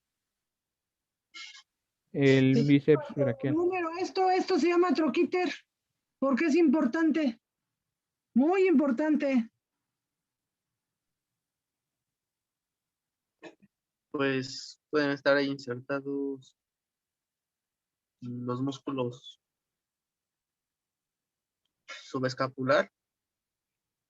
No, no. No.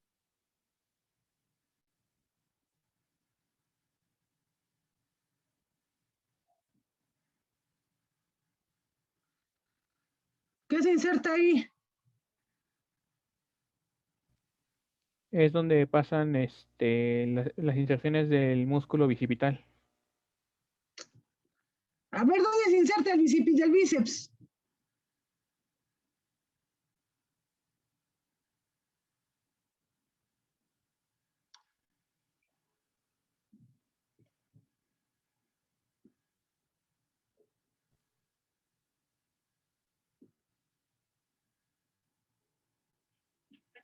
Ya está la nota de alta, Chayito 431. Gracias.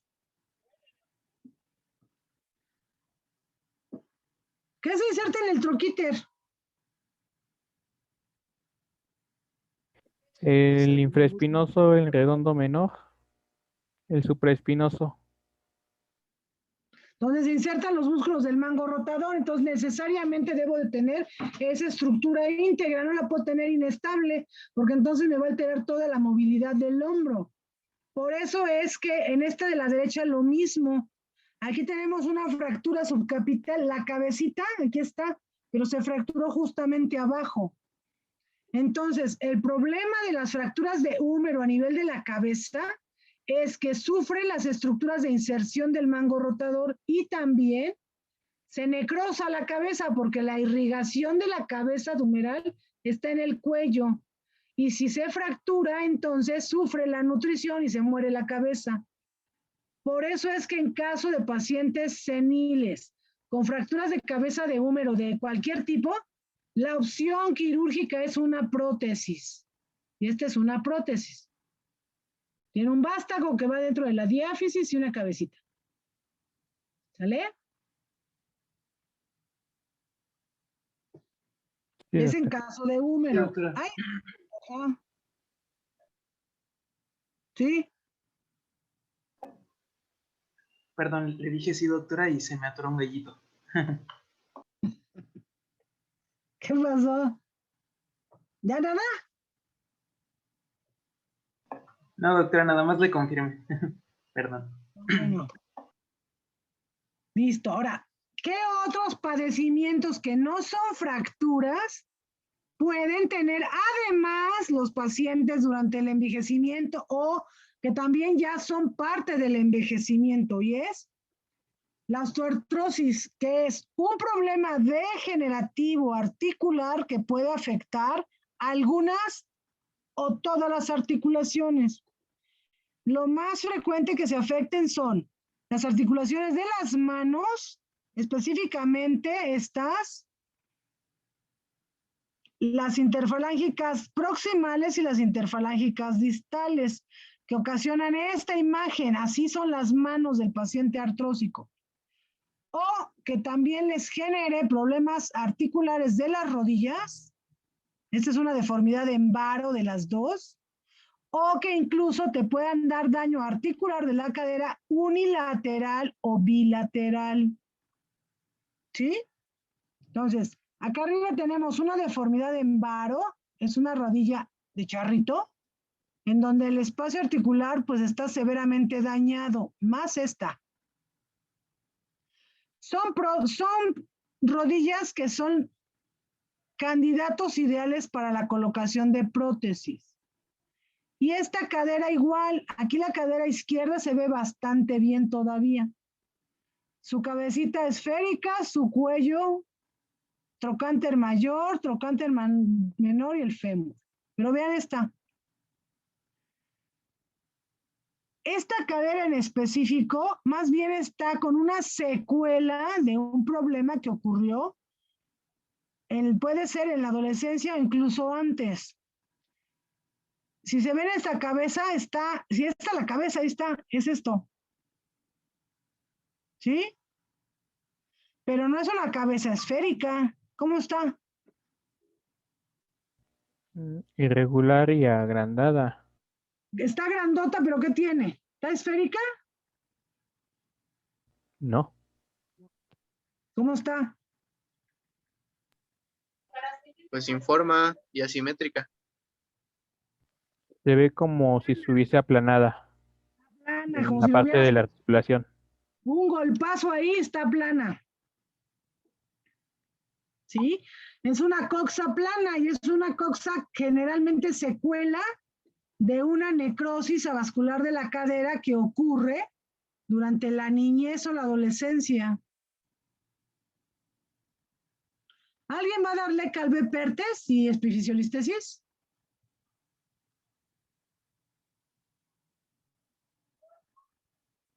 ¿Displasia de cadera? ¿Algún equipo le toca eso?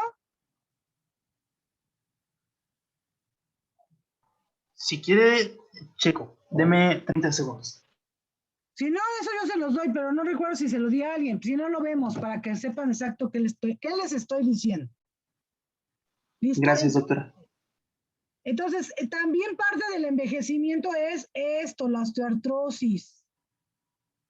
¿Sí? No son enfermedades incapacitantes, pero son enfermedades que provocan dolor y sí dan discapacidad funcional a los pacientes. No los postran en cama, pero no los dejan salir a la calle, les duele. ¿Sí? Y si además tienen problemas de corazón, problemas de pulmón y no son candidatos a cirugías por el alto riesgo, pues entonces son pacientes que sí los limitamos funcionalmente en su vida diaria. ¿Qué tenemos con los pacientes ancianos y los pies? Miren, deformidades, podemos tener esto que está aquí, es una espolón calcáneo. El paciente tiene dolor en los talones y no se quiere mover, no quiere caminar, le duelen. Tiene deformidad en los dedos, un hallux valgus severo, le duelen mucho los pies, no tolera los zapatos, si se los pone se le inflaman los pies, se le llenan de callos los dedos, ¿sí? Entonces, no quiere usar zapato apretado. Vean cómo se ve clínicamente el pie. Toda esta zona que se ve aquí, que no es rosita como el resto, son zonas de presión que hacen un callo muy grande y aquí está el callo. Esos callos duelen mucho. Aquí tenemos un juanete que se ha ulcerado porque el zapato aprieta. Aquí vean todas las cabecitas de los metatarsianos expuestas. No tardan en exponerse completamente. Entonces imagínense si un paciente va a poder caminar así, así o así. No se puede, duele mucho. Y si aparte se llegan a infectar, se llegan a abrir las heridas y se llegan a infectar, hasta pierden su pierna completa por un proceso infeccioso del cual pueden no darse cuenta porque ya se mueven poco y no se alcanzan a ver los pies o a ver las plantas de los pies. Entonces, ¿qué pasa? Tú los pones en zapatos y lo que ocurre es que un zapato apretado, un zapato muy justo ocasiona zonas de presión, esas zonas de presión úlcera, esa úlcera se puede infectar y eso acarrea un problema crónico que puede incluso terminar con la amputación de la pierna. ¿Por qué? Acuérdense que los pacientes presentan ¿qué presentan que no se dan cuenta de esto? Pérdida de Diabetes sensibilidad. de la sensibilidad. ¿Cómo se llama eso? Neuropatía. Exacto, en todos los pacientes tienen una neuropatía. Y entonces tú los ves y dices, ¿cómo es posible que no se haya dado cuenta de esto? Pues no se ha dado cuenta porque no le duele. Y como no le duele, pues no le está dando importancia. Entonces, cuando a veces los vemos es porque ya los procesos infecciosos son tan severos que han alcanzado el tejido óseo y una vez que tienen un proceso infeccioso, una osteomielitis, pues ya no hay vuelta atrás, eso se tiene que quitar. Y entonces los pacientes terminan con amputaciones amplias o radicales por un problema crónico que no se ha vigilado adecuadamente. ¿Sí? Entonces, imagínense, el paciente diabético, el paciente que tiene una neuropatía diabética, es un paciente que no siente dolor en los pies, que tiene todas las deformidades que se imaginan y no siente, que hace un problema que se llama artropatía de Charcot, en donde el hueso pierde nutrición, la falta de nutrición ocasiona que se haga poroso, la osteoporosis de los huesos del pie hace que haga deformidades, incluso se fracture. Las fracturas hacen, como lo sigue apoyando, como no le duele, fracturado sigue caminando y hace espículas óseas. Esas espículas óseas muchas veces hacen que se exponga el hueso, y para que se exponga el hueso tuvo que haber hecho un agujero previo. Ese agujero se infecta. Se infecta la piel, se infecta el tejido celular y se infecta el hueso. Hace una osteomielitis. Una vez que el hueso está infectado, esa pierna se tiene que quitar completa. Entonces, la evolución natural del paciente diabético con neuropatía es la amputación por procesos infecciosos de repetición. Aquí dices, bueno, ¿cómo es posible que se apoye y no le duela? Pues no le duele. Y entonces hace estas infecciones tan severas que cuando te das cuenta ya tiene la infección aquí, pero ya tiene la necrosis acá también.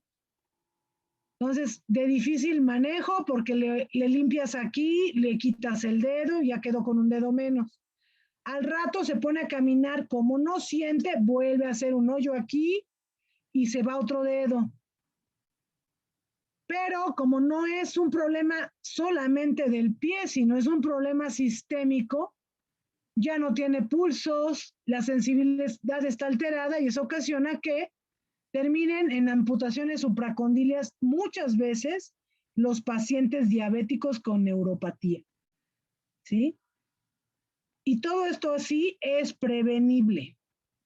La cosa es que la gente que es diabética no tiene la conciencia de que su enfermedad es para el resto de su vida. El cuidado que debe seguir es para el resto de su vida. ¿Sí? Y ellos se cuidan un ratito, abandonan los tratamientos, se cuidan otro ratito y vuelven a abandonar el tratamiento. Entonces, miren, la primicia o lo que quieren los cuidadores de los ancianos, que el anciano no se mueva, que no hable y que esté seco, porque si se moja, hay que estarlo cambiando, se ulcera, se llena de escaras. Sí, entonces, pues hay mucho que aprender. Como ustedes están muy lejos de ser ancianos todavía, pues es algo que es así como hablarles de Marte, ¿no? Pero pues un día les va a llegar. ¿Sí? Estas son escalas que se utilizan en fisioterapia para el manejo o el prevenir las lesiones o enseñar a los pacientes o saber qué discapacidades pueden tener. Tómenle una foto o cópienlo como quieran y quiero que el próximo martes veamos qué significa la escala de Bertel, qué significa la escala de Tinetti y cuál es el Tetsup-Ango, ¿sale? Para que sepamos pues, de qué estamos hablando y para qué sirven y si son útiles. Sí, doctora. Y son TETs que háganselos a sus papás o a sus abuelitos. ¿Sale? ¿La cambió? ¿Ya? Sí, doctora, listo. ¿Ya copiaron? ¿Todos? Sí. Vale. Esa escala de Tinetti mide así a rangos rasgos, porque quiero que la vean con calma, mide la independencia o dependencia de un paciente por porcentajes, ¿sí? Este es un ejemplo de lo que es el Tetsup-Ango, que es, ahí lo van a ver con detalle cuando se lo investiguen, qué distancia debe recorrer y qué actividad debe hacer el paciente, ¿sí? Las escalas de Bertel son de independencia igual para las actividades básicas de la vida diaria. El paciente puede hacer lo básico, que es asearse, alimentarse y bañarse y vestirse. ¿Sale? Y bueno, ya sabemos que todo esto es prevenible. Entonces la gente debe de hacer o debemos de prevenir Y eso es manteniendo una calidad de vida adecuada ahorita para que la tercera edad sea una tercera edad independiente, con calidad. Y no terminen así. Miren, ella es su fisioterapeuta y resulta que ahora su paciente es la que hace la tarea de llevarla y traerla. Está muy simpática la foto. ¿Sí? Entonces, ese es el objetivo, que la gente viva con calidad de vida de forma independiente. ¿Sí? Porque vean, el que el paciente sea dependiente de un tercero puede ser por temporadas, pero es complicado y es caro que una familia tenga un paciente que sea dependiente totalmente, porque eso hace que limite a la familia en sus actividades diarias o que tenga que invertir una cantidad del ingreso mensual en estar pagando una persona que se haga cargo de la movilización, del ejercicio, de compañía a un paciente de la tercera edad. ¿Sí? Entonces, todo paciente que por cualquier razón lo hayas mantenido en reposo por un accidente, por una enfermedad, por una cirugía, la ideal es una vez que se opera, hay que reincorporarlo a la vida previa, de ser posible inmediatamente, ¿sí? Si no, miren la actitud, esta es la actitud del anciano abandonado. Es un paciente que si tú le tiras las piernas se levanta el tronco, ya no se mueve. Lo único que haces es moverlo para acá, para acá, para acá, para acá, para cambiarle la cama, pero ya no lo levantan. Y obviamente ahí está el resultado. ¿Sí? Todo esto es tarea del fisioterapeuta y pues también del psicólogo, nutriólogo, el geriatra, el internista, el ortopedista. ¿Sí?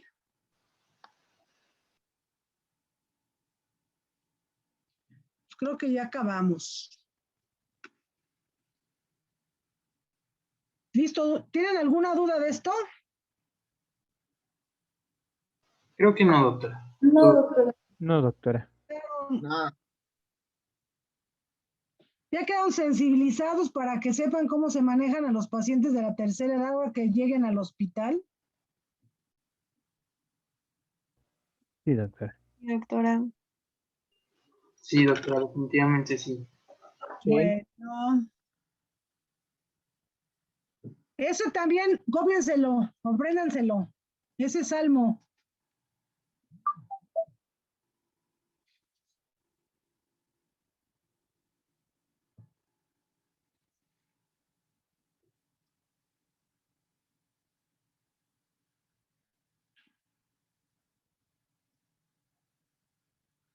Listo, chicos. Entonces, ¿qué vamos a ver la clase que entra?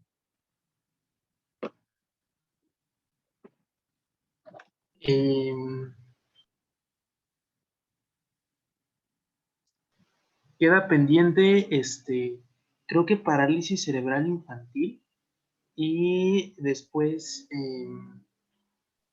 déjenme. epicondilitis y epitrocleitis. Muy bien, ¿qué más?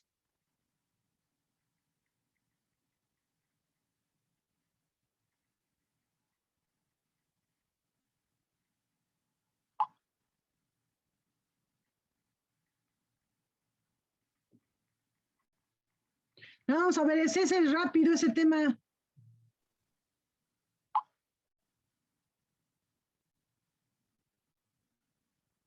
Y creo que al siguiente equipo le toca contractura de Dupuytren y quiste sinovial.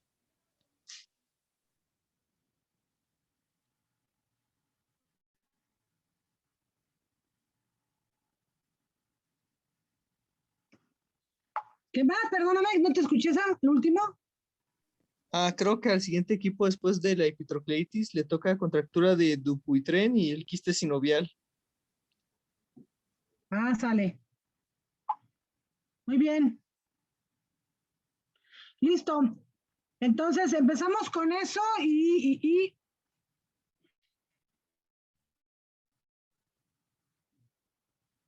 sí, chicos, entonces nos vemos el viernes.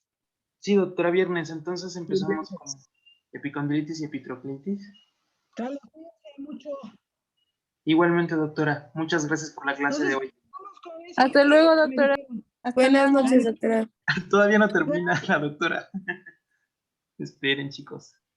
Digo que se cuiden mucho, nos vemos el viernes. Empezamos con los temas que me dijeron ahorita. Vale, Bien, pues. doctora. La vemos el viernes. Que tenga buena noche. Bye, bye.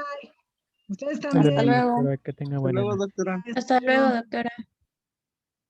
Bye, chicos, hasta luego. Hasta luego.